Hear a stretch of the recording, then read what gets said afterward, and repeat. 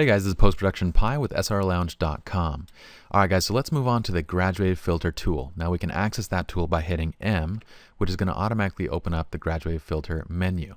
Now what the graduated filter allows you to do is to basically create a filter effect that's going to do whatever you specify over here that you can drag over anywhere in your image. Now in Lightroom 4, we have a lot of new adjustments that we didn't previously have. We have adjustments to adjust the temperature, the tint, which weren't previously available. We also have Process 2012 available in the exposure settings, and we also have adjustments for noise and moire control from our both the graduated filters and the adjustment brushes, which is great. This makes the graduated filters even more powerful.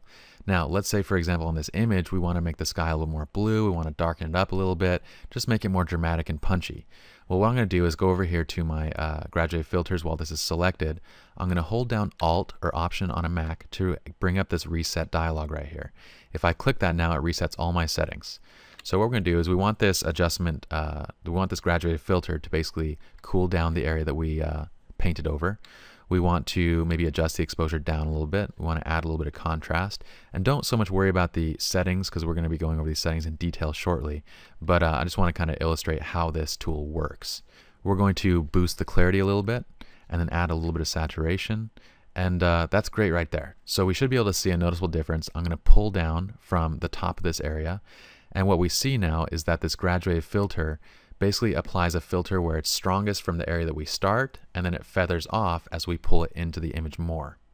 Now if I want to constrain the direction of this so it's not diagonal, well, I can hold Shift down while I'm dragging it, and it'll constrain it to either be horizontal or vertical depending on how I'm dragging it.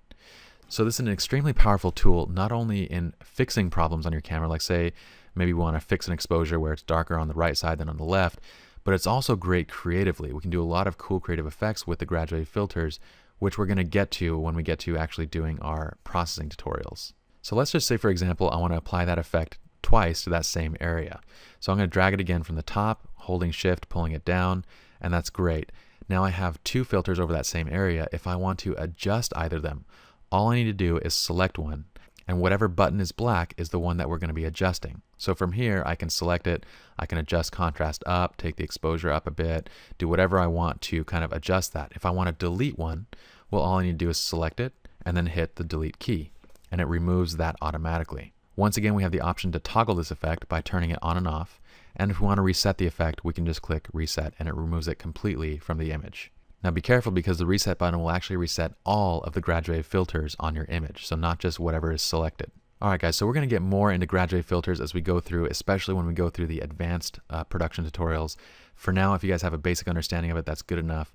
We're going to close this graduated filter menu again by hitting M one more time, and let's go on to the next tutorial where we cover the adjustment brush tool.